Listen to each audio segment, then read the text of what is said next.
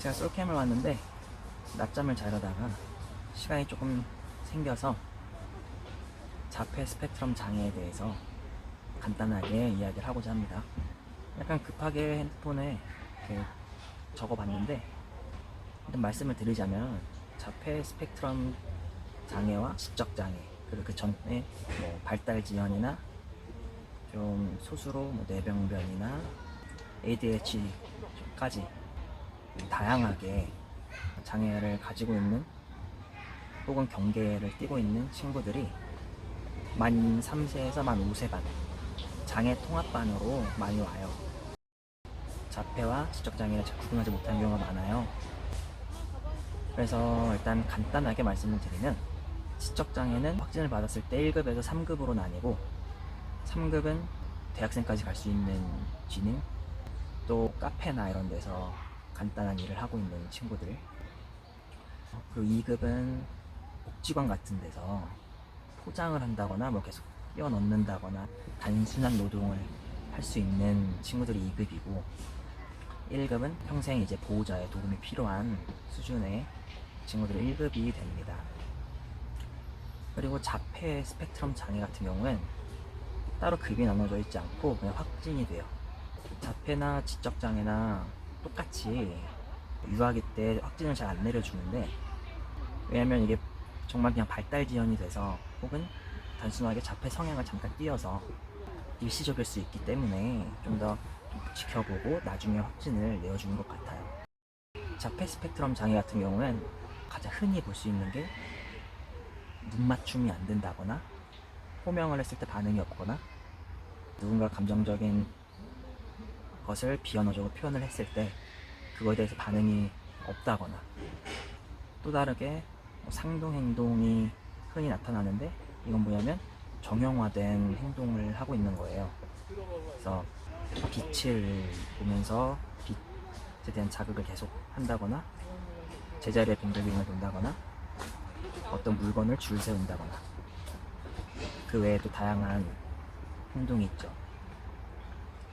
그리고 또 하나는 흥미를 갖고 있는 게 굉장히 시야가 좁아서 한 가지에 집중해서 놀이하는 모습을 보입니다.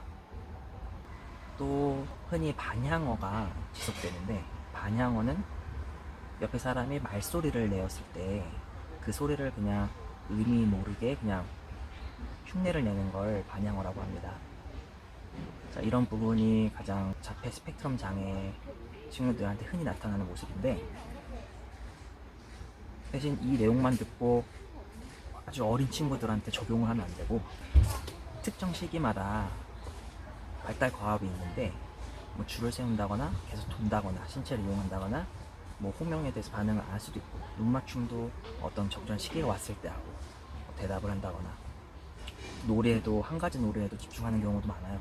그래서 이 어린 시기에 나타난다고 했을 때는 그 시기에 적절한 건지 확인을 하실 필요가 있고, 근데 이게 나중에 시기가 훨씬 지났는데도 계속 이루어진다거나, 아니면 이 과업을 이제 수행하고 나중에 어떤 환경적인 스트레스나 자극으로 퇴행을 했을 때 그런 모습이 나타날 수 있어요. 그래서 그거에 대해서 부모님이 관찰을 하고 의심을 할 수 있게 됩니다. 내 아이가 장애를 가지고 있어요. 의심이 돼요. 어떻게 하면 장애 통합반을 갈 수 있을까요? 라고 생각을 하면, 어린이집은 만 0세에서 만 5세까지 다니는데, 만 3세에서 만 5세가 장애 통합반을 운영해요. 근데 만 2세 때 의심이 많이 돼서 병원에서 뭐 혹은 발달 지연이라고 나왔을 경우에 이걸 원으로 보내주면 자연스럽게 만 3세부터 장애 통합반으로 갈 수가 있어요. 근데 만 3세부터 난 장애 통합반을 갈 거예요 하고 처음 할 때는 대기를 거쳐서 이제 장애 통합반으로 들어올 수 있게 됩니다. 아이가 만약에 계속 어린이집 생활을 하고 있는 와중에 통합반을 가야 된다라는 경우는, 보통 부모님이 의심이 돼서 선생님한테 관찰을 요하거나, 아니면 선생님들이 그런 모습이 관찰되었으니 가정에서도 똑같이 관찰해달라, 이 지속적인 관찰을 통해서 계속 의심이 된다, 그러면 병원을 가보거나 발달 검사를 통해서 발달 지연 혹은 발달 지연이라는 게 약간 지적장애 경계의 친구들한테 이렇게 해당이 되는데, 그런 게 수련서가 나오면 바로 통합반을 올 수 있어요. 부모님들은 자기 아이가 늦으면 늦은 걸 알고 있어요. 근데 그럼에도 불구하고 선생님이 좀 늦는 부분에 대해서 이야기를 하고 관찰을 요하고 발달 검사를 추천을 했을 때 되게 기분을 나빠하십니다. 근데 이게 장애 통합반으로 들어옴으로써 교사가 좀 더 집중적으로 관찰을 해서 세부적으로 교육이 이루어지는 것을 이제 받을 수 있기 때문에 발달이 훨씬 더 앞당길 수 있어요. 선생님들이 추천을 하고 통합반으로 이야기를 했을 때 하나의 기회라고 생각을 하시고 보내시면 좋을 것 같습니다. 이 추천을 했을 때 거절하시는 분들은 보통 스티그마, 낙인 때문에 거절하시는데, 사실 장애 진단이 됐어도 만약에 일반 학급에 가고 장애가 없어지면 기록이 하나도 남지 않기 때문에 걱정하실 필요 없고, 그리고 졸업할 때까지 얘가 또래와 비슷한 수준으로 성장을 한다면 일반 학급으로 당연히 갈 수 있어요. 그래서 이 만 3세에서 만 5세 3년 동안 좀 더 집중적인 교육을 받아서 학교에 갈 때 도움이 되도록 긍정적인 생각으로 선택을 하시면 좋을 것 같습니다. 한 4년 전, 5년 전에 제가 있었던 곳에서 발달 지연 친구인데 일반 학급에 있었다가 자폐 성향이 나와서 통합반으로 갔어요. 근데 1년이 지나고 나서 물론 이제 부모님, 교사, 치료사들 모두의 이제 노력을 통해서 아이가 이제 자폐 성향이 많이 소거가 돼서 장애 통합반에서 이제 일반 학급으로 돌아간 적이 있어요. 부모님 입장에서는 이게 낙인이 되지 않는다라고 생각을 하시면 좋겠고, 또 또래들이 막 얘는 뭐 장애 뭐 든든해라고 걱정할 수도 있는데 전혀 그러실 필요 없습니다. 오히려 아이들이 통합반 친구들과 상호작용을 할 때 선생님이 옆에서 좀 더 도와주기 때문에 아이들과 관계가 훨씬 더 좋아질 수 있고, 그리고 이 친구들이 무조건 배려를 받아야 되는 친구라고 생각하지 않게 지도를 합니다. 그래서 사람은 누구나 도움을 받을 수 있다. 선생님도 너희한테 도움을 받을 수 있다. 이런 거에 대해서 알기 때문에 통합반을 간다면 인성교육이 다져져서 그 친구들은 어른이 됐을 때 훨씬 도움이 많이 된다고 생각을 해요. 일단 자폐 스펙트럼 장애와 지적 장애를 좀 구분하실 수 있으면 좋겠고요.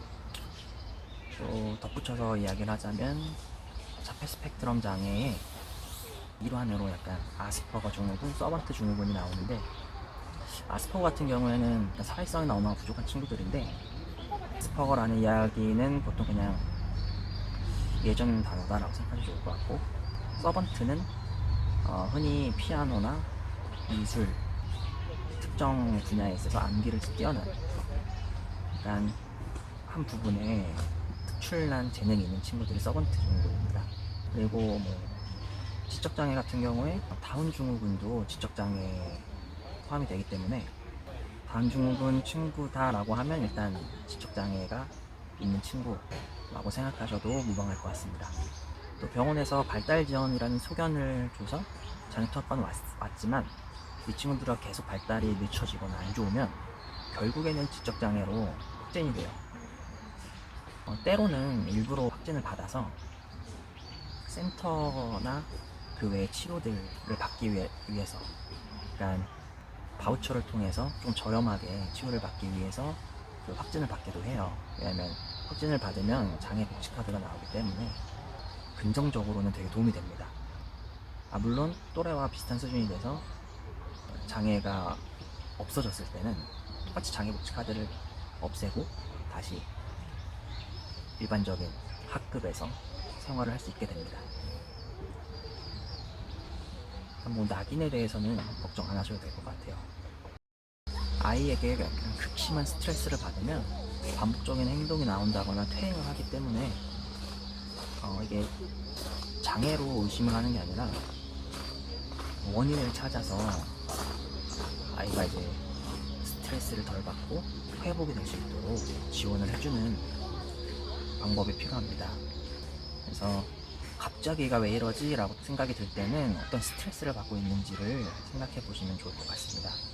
제가 갑자기 이 부분을 이야기하고 싶어서 되게 간략적인 이야기를 했는데, 아이를 키우는 혹은 키울 부모님뿐만 아니라 교사들도 이 부분을 잘 인지해서 학부모님과 교사 간에 좀 더 원활한 이야기가 좀 이루어지면 좋겠고, 가장 중요한 건 아이를 위한 거니까 아이의 발달 과업을 알아보고 그 시기에 맞춰서 정상적인 발달이 이루어지도록 노력을 해야 될 것 같습니다.